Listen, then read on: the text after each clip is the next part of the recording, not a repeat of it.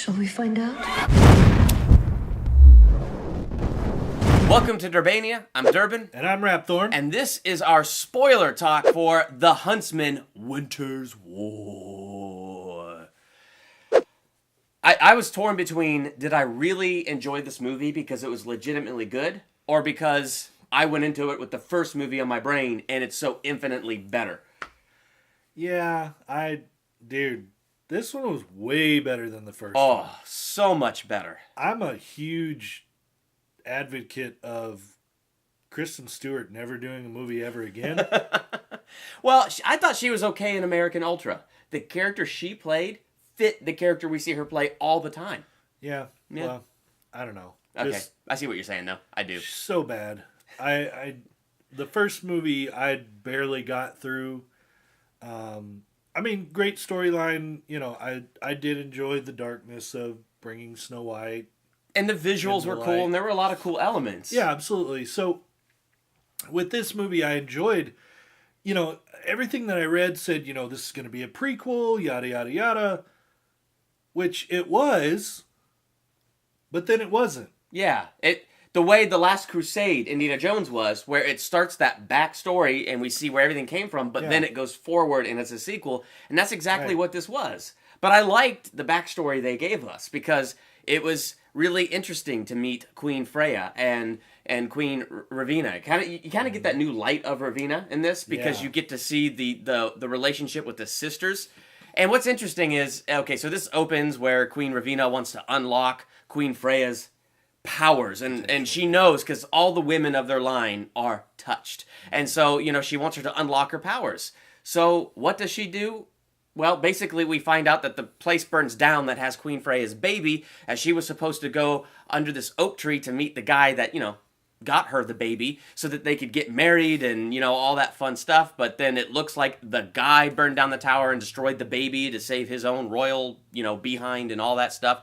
And so the anger in her unlocks her powers. But of course, it wasn't that guy that betrayed. It's Ravina. Now they want to save that as this big surprise at the end. But this to me feeds into one of the few negatives of the movie, that it was very predictable. Very, very predictable. Yeah. Like, with pretty much everything in this movie, it was super predictable. Like, so Eric and Sarah. Yes.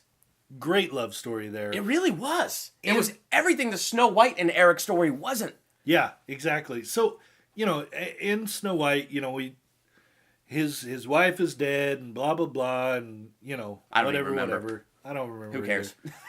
But in this movie, it kind of shows, okay, yeah, she's dead. And then all of a sudden, she's not.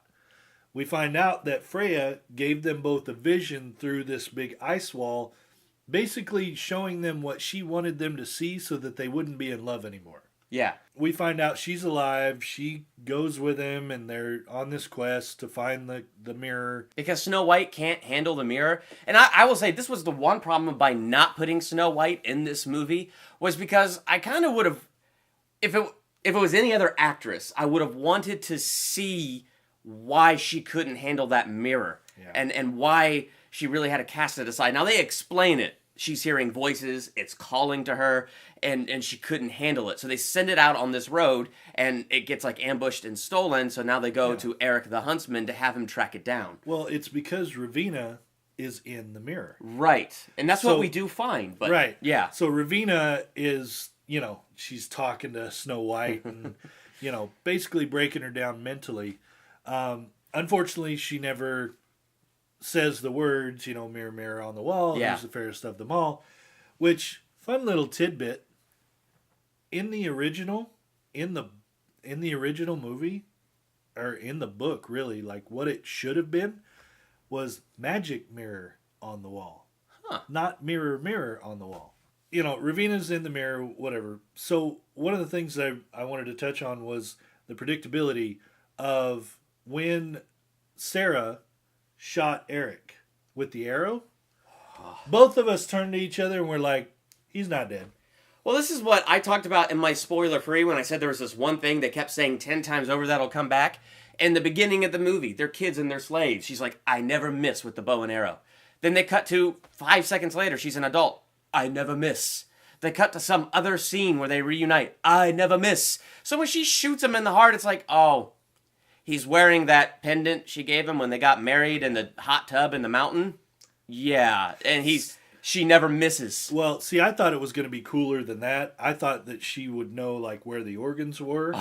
So that when she shot him, like, she missed all the vital organs. That would have been cooler. It would have been a lot cooler, but no, she just hit him in the pendant. As much as I like this movie, I guess I just didn't expect cooler from it. So I was like, it's the pendant. And to me, that's like, every time they said it, I never miss. I was like, that's building to something, and that's going to come back. But they kept saying it. I'm like, okay, shut up. I get it, okay? You're going to come back to that, all right? I get it. Yeah. Super predictable. Yeah. One of the things that I really loved were the dwarves. I can't even remember their names, which makes me angry. But basically, the two brothers, and I think one of them was in the first movie, but I don't even remember the first movie. And the other one, they just clearly said he's being introduced to this tribe. But those two were hilarious. But then when they meet the female dwarves, and the love story comes between the one dwarf and this female dwarf, and it's like, I mean, it's hilarious. And then, of course, the other woman dwarf and the other guy dwarf are like, well, since they're already getting all sappy, we're not going to get all sappy. And I don't know. There was just something about that was hilarious the whole way through. It was the way these actors played off each other. I mean, it was so natural. It felt so organic. It was good comic relief. Yes. The comic relief that fit and helped the pace of the movie go forward. Absolutely. Yeah, it was... Yeah. I loved those dwarves. And then there was a scene where Freya shows up to take the mirror because they fight the goblins. They get this mirror back. And then Ravina shows up because it turns out... oh no, Chris Hemsworth's ex-wife betrayed them. Woo! Anyway, so Freya shows up and freezes everything, and then freezes the two lover dwarves. And immediately I went, oh, they're not dead. This is going to be like Narnia, where the Ice Queen freezes everybody in stone, and then Aslan releases them all in the end. Something's going to happen in the end where everybody that's frozen is going to get unfrozen because they're not going to kill those two people. Right, because they grabbed them and took them with them. Yeah, it's like, oh, okay. I mean, it's going to go to her Ice Stone collection. Yeah. Narnia. So Charlize Theron, amazing as Ravina. Yes. She played this part perfectly. Emily Blunt as Freya. She did really well, too. Like, I felt like Charlize Theron was definitely, like, way better at her part. Yeah. But I think they both played off of each other really well. Wonderful, wonderful actresses. You know, something I really liked that they ended up doing? So because they made, Charlize Theron made Emily Blunt believe that it was her fiancé that she's going to marry that killed the baby. Yeah. But... obviously, come on, it was Regina. And so she finds out about that, and she's all heartbroken and all that. But the reason she's been so ice cold is because she's spurned against love. That's why she didn't want the two, Eric and Sarah to be in love. I mean, she was utterly spurned against love. That's why she kidnapped all the children, because parents don't really love their kids. So she took all those kids so that they could be her army. But what I thought was interesting is you find out the one that has the real stone cold ice is Ravina, because Emily Blunt, Freya, she had that soft spot all along because she loved each and every single one of those people that she raised and couldn't even uphold her own laws of putting to death those who fell in love. Like, that's why she did the magic trick so that they would think one betrayed the other. But really, I mean, she was sparing their lives and breaking her own law because they were her kids. She loved them. So this entire time, she hated love and spurned love, but she truly loved these kids that she kidnapped.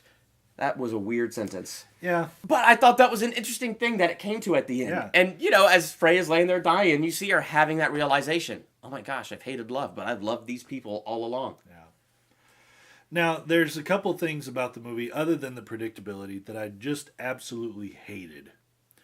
One, if you know goblin lore at all, they're not monkeys. Now, goblins are the demonic, misshapen forms of elves that have died. Typically. Makes sense. They after elves are buried, they come back and they build zombie elves. Okay. Tunnels. So even with wood elves, though, because wood elves, they're tree dwelling, even with that, I can maybe see like the goblin aspect there, but Yeah, just way over the top for me on the goblins. I can understand where you're coming from with the goblin thing. I mean, I don't know too much about goblin lore, so that didn't really bother me too much. They just kind of reminded me of dogs and monkeys at the same time. They barked like dogs.